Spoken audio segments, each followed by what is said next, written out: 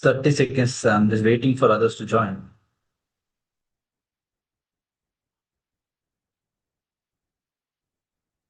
All of you keep the videos on.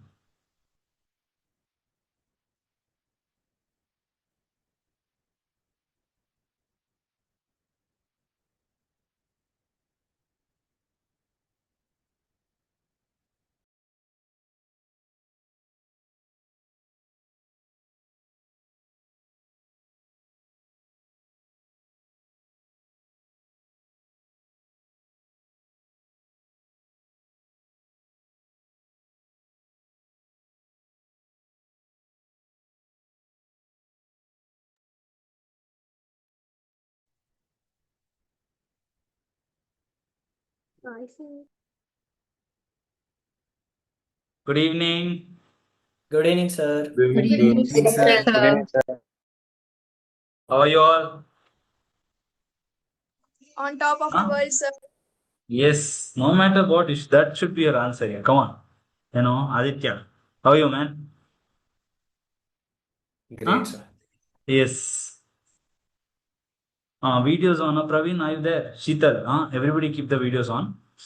Sahana, it's okay. Yes. Or done, not done with your exams. Huh? Done. Tomorrow is your last exam. And day after, whatever. Next is your last exam. Yes. Yes. Yes, sir. Enuku Aditya. Huh? Last exam, day after tomorrow. Is it your last exam? Bhai? No, sir. No. You have one more exam after that. Aram, you already started planning, partying and all. Huh? Yes, Inayat. Already started, party plans. Look, he's already started. Correct, no, Inayat? No? Yes. Yes. Don't. This is not your last exam. 100%. You'll full you'll slack. What is the point of all the effort? Now, if you slack, stop. One more exam is there. All party plans after that exam. Okay. Everybody will party together. So this time, I think our ITR due date and your exams are getting over together. We'll party together. Okay, now afterwards. So now we'll have full late night working. So your exam will get over, our ITI today will get over. After that, we'll all party. Okay, now focus only on this. Like I said, doesn't matter, sir. All exams are bad, sir. It doesn't matter, yeah. Sir has given so many examples. No, you score 40, 50 in almost all of them also, and you score 80 plus in one paper. That's enough to either push you or to get a rank. Right? We have seen so many cases happen. Just give your best. Don't bother about how your past has been. And time and again, I've told, don't neglect. Two things you should not neglect. What is it, Kavna? Theory and SM. SM and theory. Do not neglect. Okay. Shall we start? Yes. Yes, sir. I think sir is already done with SM. In order to succeed, we must first believe that we can. Yes. So first 5 minutes, okay, we know this. I'll just get you straight away. Maintain the same Josh till the last minute of this section. Right, what you had till now, maintain the same juice. It's an easy common sense subject. Obviously, revise all formulae. Okay, first impression, best impression. Always start with the easy and absolutely known question. Maintaining good pace is extremely important. Balancing FM, SM extremely important. Right, you'll get stuck in one MCQ. Don't do that. Leave it. Come back to the MCQ later. You will understand. Sometimes it happens. You get stuck in that MCQ. Case study would be given. Your answers are not matching with any of the options given. It's possible. Sagari. Your answer. You will create one more fifth option. And you'll be struggling to. Don't do that. Not happening. It's okay. Don't break your head. Just move on and come back with that relaxed mind. When you come back, you'll be able to do it. Understood? Yes. So there is no point in wasting a lot of time for one problem. Right? We should try to attempt 100 marks. Minimum 95. Worst to worst case 90. Worst to worst case, I'm saying. right? Nothing.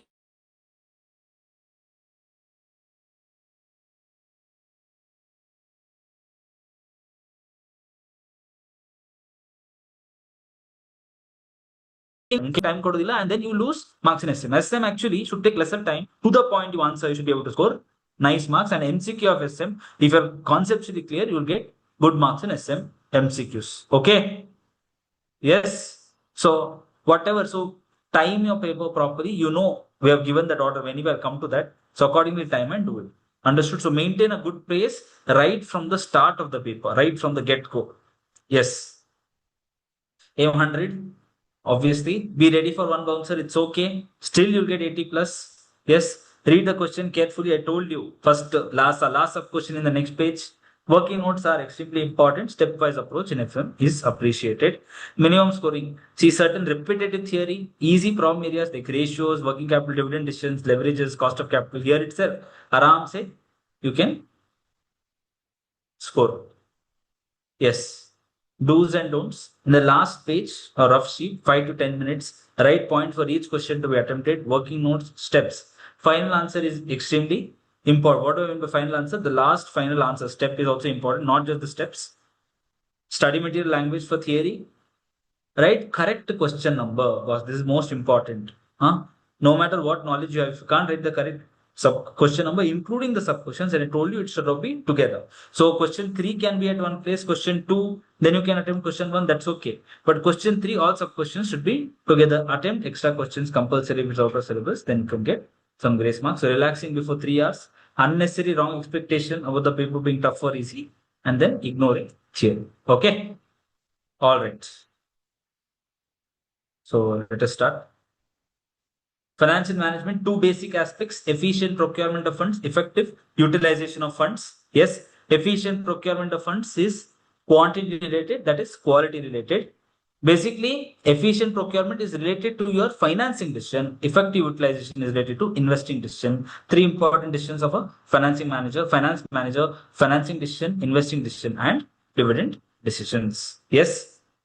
What are the objectives? Short term is profit maximization. Long term and the most important objective of FM is always wealth maximization.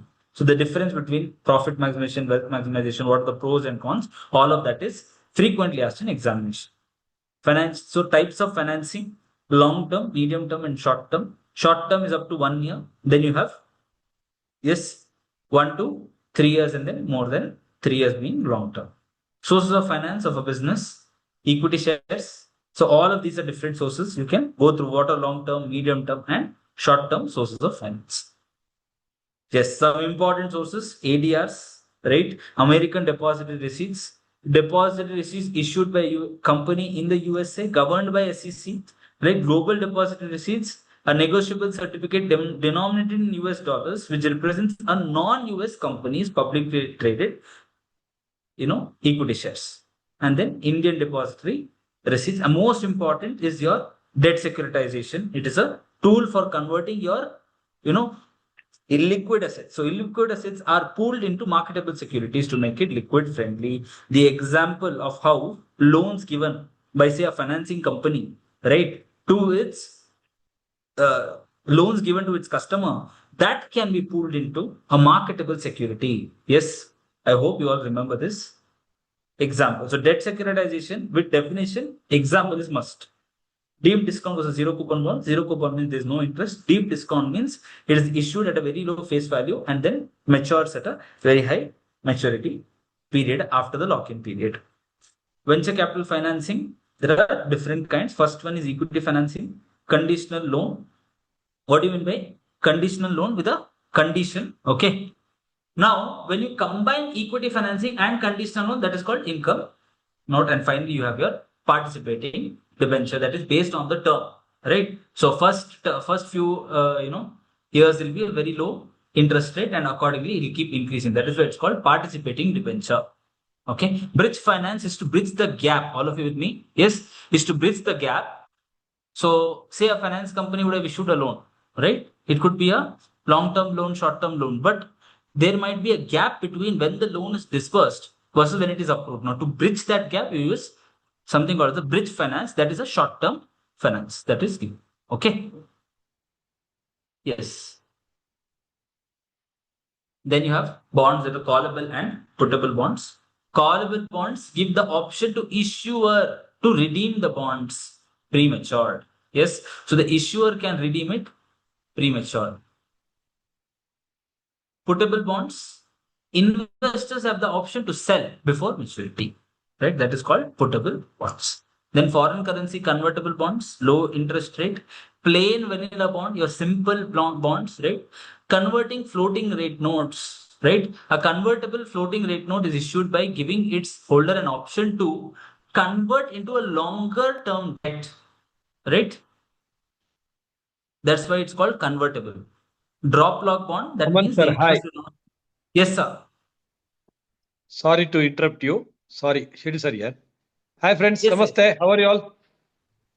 Hi, sir. Hello, sir. Hi, Hi, sir.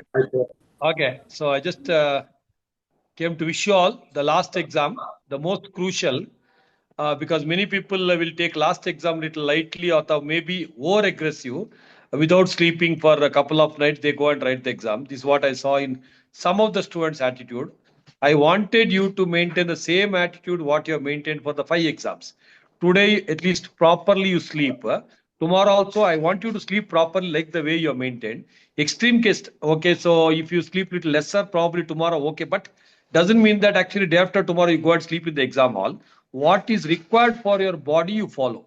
Extremely important, because this is what I've seen every time. A last exam, people will either be too aggressive without sleeping, etc., and completely what do you call the result becoming here and there. That's why relax and chill. Maintain the same tempo what you have maintained till date. Go and give your best shot, and don't think about anything else till 5 o'clock on Monday. Okay, and this is the subject which is going to make or break.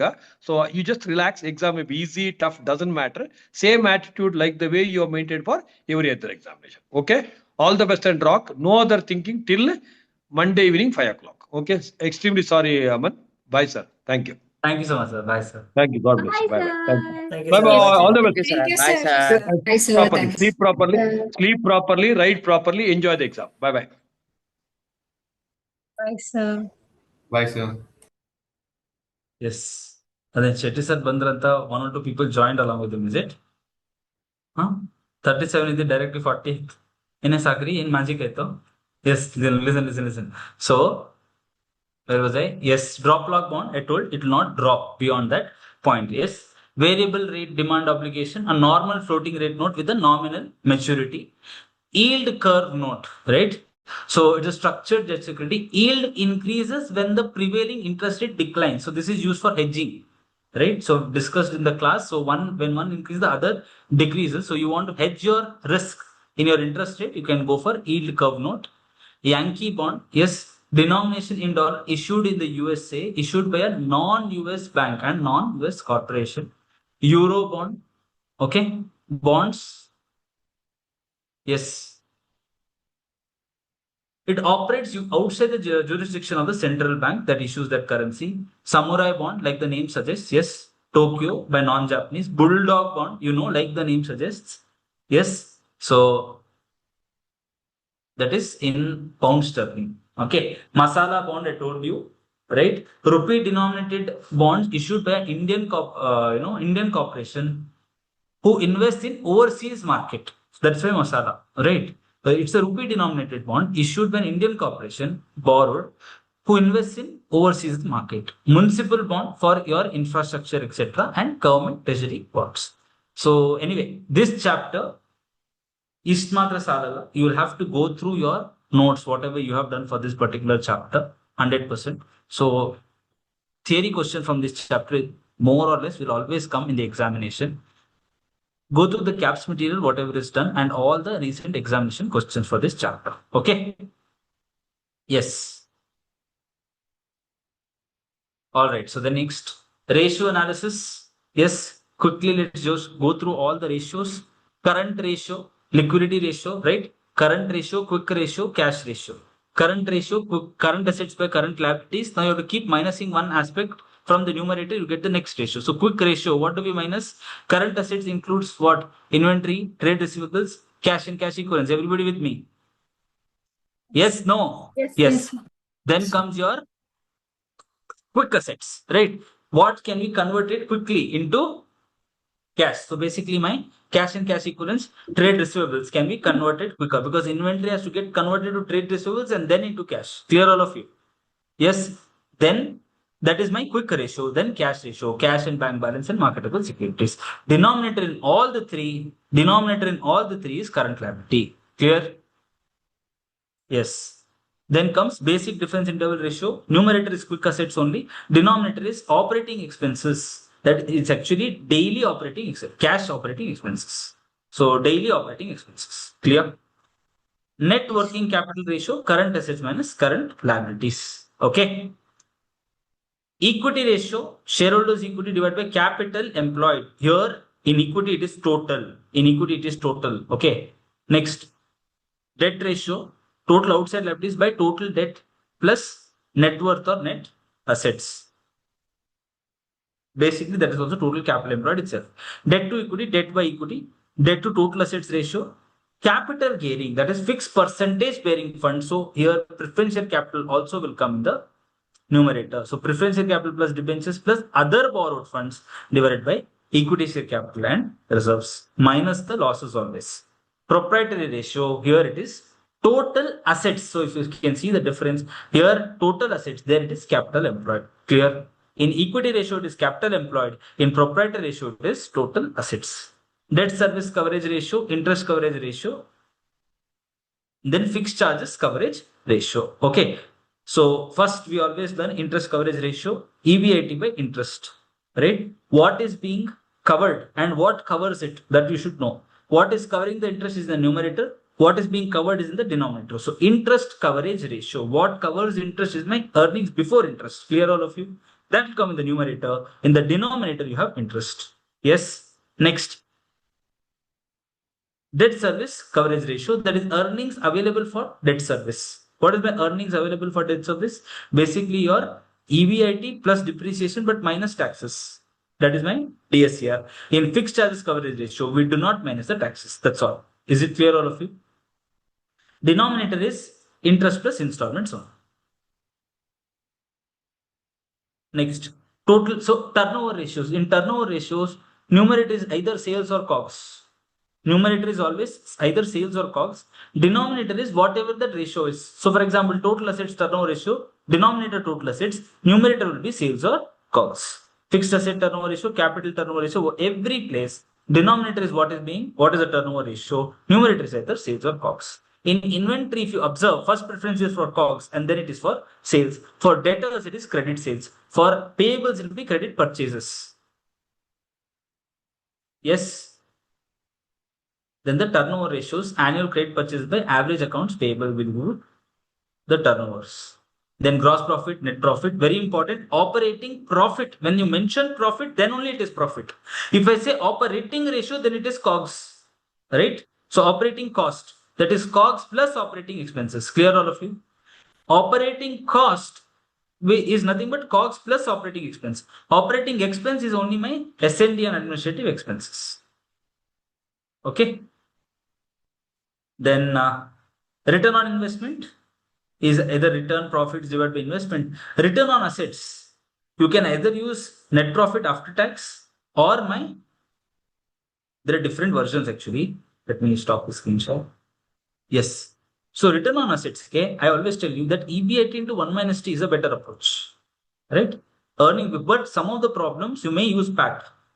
You may use PAT depending on the problem. Clear? Ali note down Madhya when we are solving the problem. So be careful in this return on assets form. Okay. But logically, EBIT into 1 minus T is a better approach because I told you assets could be funded from a debt as well. So since debt is there, you should consider EBIT 1 minus T, EBIT into 1 minus T. Clear?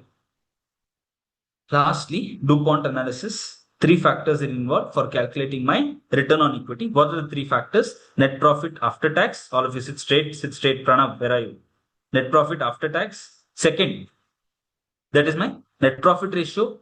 Third, my turnover ratio. What turnover? It could be 3 different turnover. Could be total assets, capital applied or investment. Understood? So I repeat, first one is my net profit ratio after tax. Profit after tax divided by sales. Second is my turnover ratio. Turnover could be 3 things. could be either your total assets, capital employed, or investment multiplied with the equity multiplier. Equity multiplier is nothing but reverse of my what is in the denominator of the turnover ratio. That will come in the numerator of equity multiplier. That is total assets, capital employed, or investment divided by sales. Understood? So three factors are there in your DuPont analysis. Yes. All right. Next is my cost of capital. The return expected by the stakeholders, capital holders, that is my cost of capital, right? Providers of capital, whatever return they expect, that is my cost of capital. It is also called cutoff rate or hurdle rate. There are three significance of cost of capital: evaluation of the investment options, financing decision, choosing which is the best source of finance, and taking capital budgeting decisions. Okay. Formula, let us quickly glance through. Yes, it's straight. Sricharan. First one. Yes, KD, interest. What is the formula? I into 1 minus T divided by net proceeds. Clear?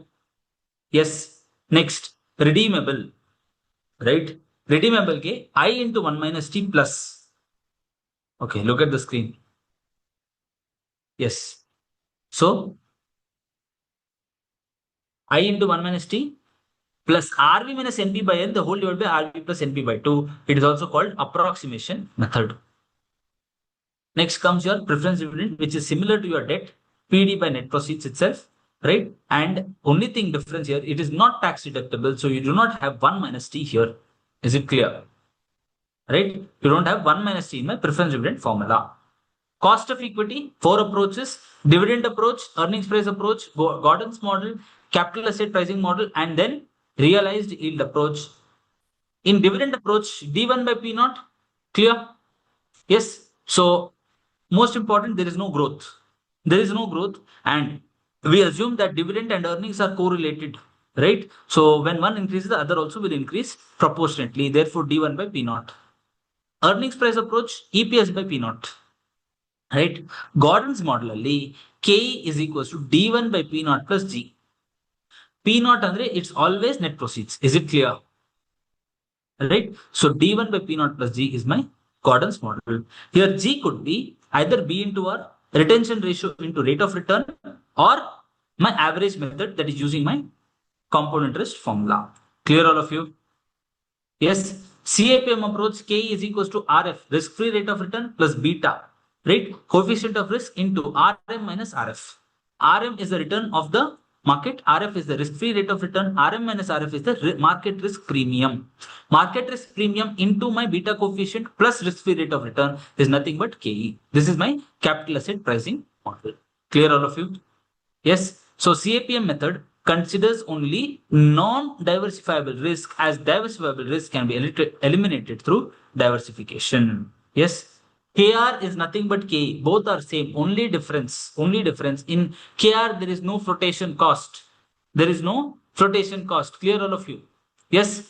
Next, in KE, what you use is normally the issue price. In KR, we normally use the current market price. This is the two difference. KE is a cost, say for fresh issue, what is my KE if I have to calculate? I'll take the issue price. But for KR, I take the current market price. Yes, Shobini? Clear? Yes. Weighted average cost of capital.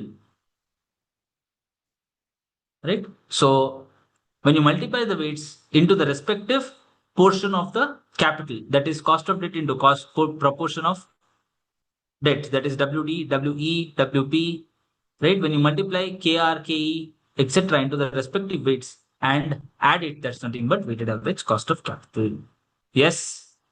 Most important, there are two different weights. One is my book value weights and market value weights. So for considering when you consider market value weights, share price already incorporates the effect of reserves. Do not add reserves again. Yes. Book value of equity is nothing but equity share capital plus reserves. Term loan market value is nothing but the book value itself. And weighted marginal cost of capital. What is marginal cost of capital? The cost of capital, cost for issuing additional capital. That is nothing but weighted marginal cost of capital. Okay. Yes. So next comes my capital structure. What do we understand by capital structure? What should be the proportion of debt, equity, and other source of finance? That is my capital structure. Cost of capital was just telling you what is the cost of each capital. Here it will tell you what should be the proportion. Should it be 20-80? Should it be 70-30, etc. That is basically my capital structure.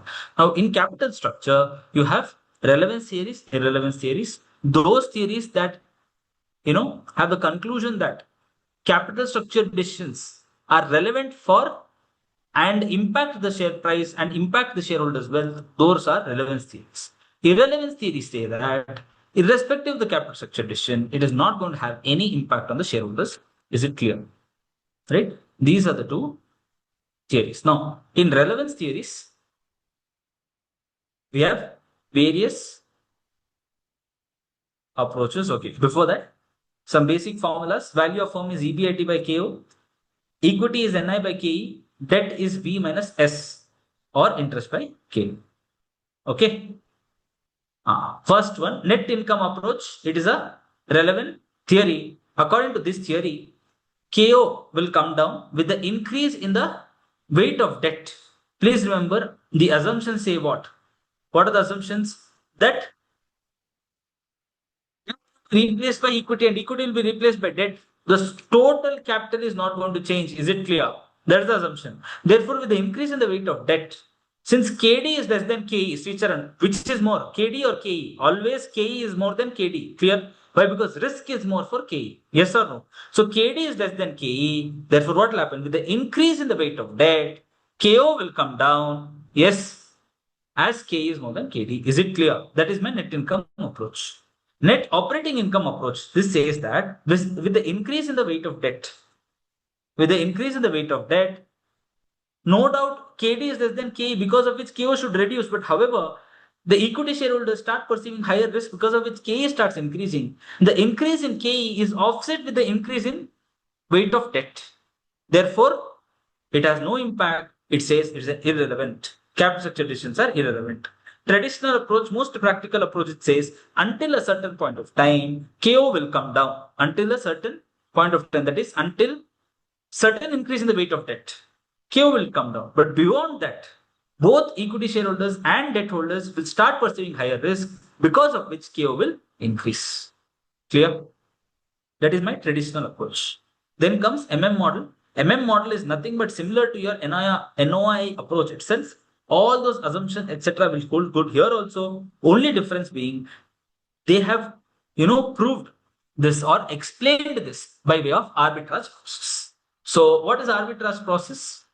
Where similar products having different prices in two different markets will come down to equilibrium because of economies of law. Yes or no? So, say there is in one market it is priced less. In the other market, the same price is, priced more. Then what happens? Because of economies, right?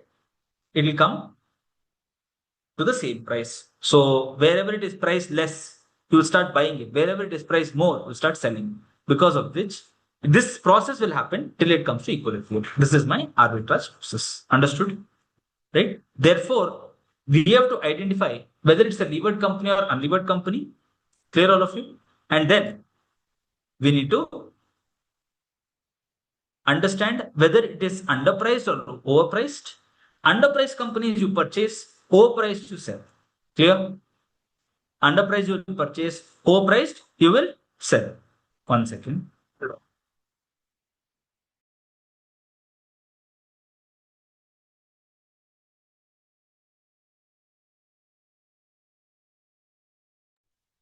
Yes. Listen now. Clear, all of you? Okay. Now, this is a beautiful summary, very simple chart that summarizes the whole concept. Yes. So, if it's a levered company and you're moving to an unlevered company, when will you move to an unlevered company? If the unlevered company is lower or underpriced and your levered company is overvalued. Clear? So, you will sell levered company shares and you will purchase unlevered company shares. Levered means what? There is presence of debt. In unlevered, there is no presence of debt. So 10% of the equity you sell, for example. Yes, Srisharan, sit straight. 10% of the equity you sell. Since there is personal debt, since there is debt in the levered company, to substitute it, what do? You take 10% personal debt you borrow. This is invested in the unlevered firm, right? As per increase in income approach, you invest the entire amount.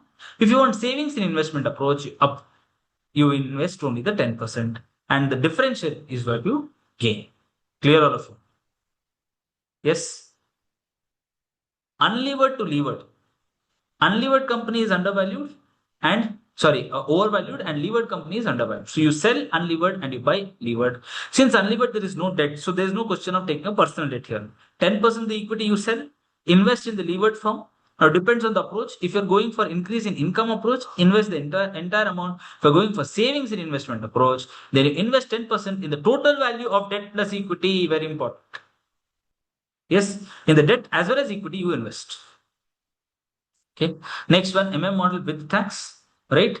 So this is nothing but same as your model without tax. Only thing is the tax shield component is added. That's all. Yes. So what are the different steps? VL is equals to VU plus DT, where tax shield is D into T, debt into tax rate. That's all. Clear, all of you? So first identify what is your value of unlevered company. To that you add the tax shield. That is nothing but value of levered company. Clear? Yes. Trade-off theory, again similar to your approach. Only thing here you minus the cost of financial distress. Is it clear? Yes. Then ROI ROE relationship, you know this, ROE is equal to ROI plus ROI minus I into D by E into 1 minus T. Very important, when ROI is greater than I, then debt is preferred. If it is less than I, then equity is preferred. If it is equal to I, then it is indifference. EBIT EPS relationship, nothing but price earning ratio into EPS is nothing but your market price. Yes. Indifference point, it is that level of EBIT, right, wherein the EPS is same under two given alternatives. What is the two given financial alternatives? In one, debt may be more, in one, equity may be more, vice versa. Understood, all of you? Yes. Then financial break-even point, it is that level of EBIT at which EPS is 0. Right? EPS is 0. So interest, again, this is wrong. 1 minus T should come on the right side. Interest plus PD divided by 1 minus T. Interest ke 1 minus T paralla. Clear? Interest plus preference dividend divided by 1 minus T. Alright. Then come leverages. Right? It's the influence of power of one financial variable over the other. Simple. Yes, we express it as what? So if the change in X is having an impact on Y, we say leverage of Y with X. If change of X is having an impact on Y, we say leverage of Y with X. Clear? So change in Y divided by change in X. That's the simple formula. There are different types of leverages: operating leverage, financial leverage, and combined leverage. From sales till your EBIT, that is my operating leverage. EBIT to EBT is nothing but my financial, not just EBT, until EPS is my financial leverage. From sales to EPS, everything together, that is my combined leverage. Clear, all of you? So operating leverage into financial leverage is nothing but combined. Operating leverage only expresses your operating risk. Operating risk is your fixed cost. Therefore, operating leverage formula, 1 above fixed cost, 1 below fixed cost. Formula is what? What is 1 above fixed cost, 1 below fixed cost? You should tell me. Contribution by EBIT. Contribution divided by EBIT. That's nothing but my operating leverage. Is it clear? Next, financial leverage risk is my interest. 1 above interest, 1 below interest. EBIT by EBT is my financial leverage. Clear? Either the combination will be nothing but my combined leverage. So I told you, there it is what? Contribution by EBIT. Yes or no? Then EBIT by EBT. Contribution divided by EBT is nothing but combined leverage. Clear, all of you? Next, if you are calculating in terms of percentage, right? Operating leverage, I told you, is from sales till my EBIT. Therefore, I told you, change of what and divided by change of what? Yes or no? Now, what is the impact on EBIT for a percentage change in sales? That is nothing but my operating leverage. If sales is changing by 10%, by how much percentage my EBIT will change? Clear, all of you? Therefore, X is what, Y is what here, right? Impact of what? Impact of change in sales will have on the EBIT. Therefore, sales is X, EBIT is Y. I told you, change of Y divided by change of X. So, percentage change in EBIT divided by percentage change in sales will give you your operating leverage. Clear?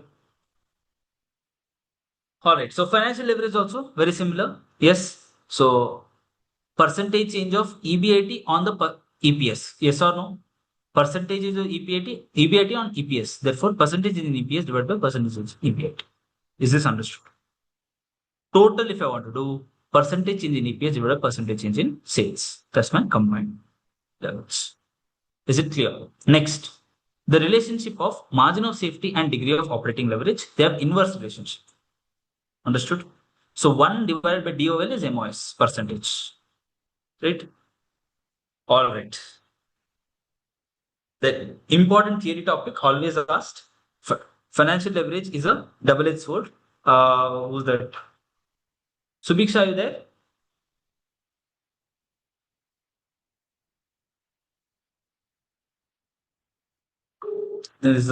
This meeting will have to be continued again.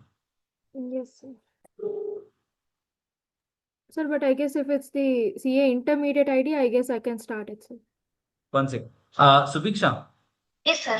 we may have to extend.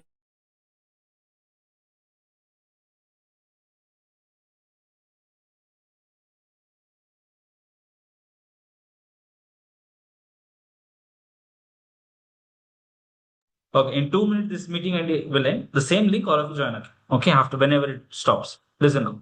Yes, sir. Right? So double-edged sword, basically what? See, when everything is happy, everything is great. Right? Say sales percentage increases by 10%. Your EPS could increase by 20% or 30%. It's very good. Understood? That is my financial leverage and by entire leverage concept. Financial leverage specifically to interest. Clear all of you. So EBIT changes by 10%, your EPS could change by 30%. Very good. But EBIT drops by 10%, EPS also can drop by 30%. Understood? This concept is nothing but double-edged sword. Clear? Right? So how do we express it? Your rate of interest, right, or return of your return on investment, ROI, is it more than or less than my interest? Clear all of you? The ROI, is it more than or less than your interest cost? That will determine how Y is the double-edged sword, right? So I told you, right, when ROI is greater than I, then what is preferred? That is preferred. When ROI is less than I, then equity is preferred. Clear all of you? So that same concept is my double-edged sword concept. Okay. Then we already learned what is combined. Next, working capital, management of working capital. Your working capital is current assets minus current liabilities. It is based on value and based on time. Value is gross working capital, net working capital. Gross is nothing but entire current assets. Clear all of you? Net working capital, current asset minus current liability. Current liability obviously doesn't include my short-term borrowings. Doesn't include my outside liabilities you have borrowed. That is not included. Spontaneous current liability only. Next comes based on my time. Permanent working capital and temporary working capital. There is a certain amount of working capital which is fixed. Yes or no? That is my permanent working capital. Then there is fluctuating working capital. That is my temporary working capital. Understood? With the increase in the season, say festivity season, in sweet shops and all, you have more stock. That differential is nothing but temporary working capital. Yes? All right. Then approaches of working capital investment.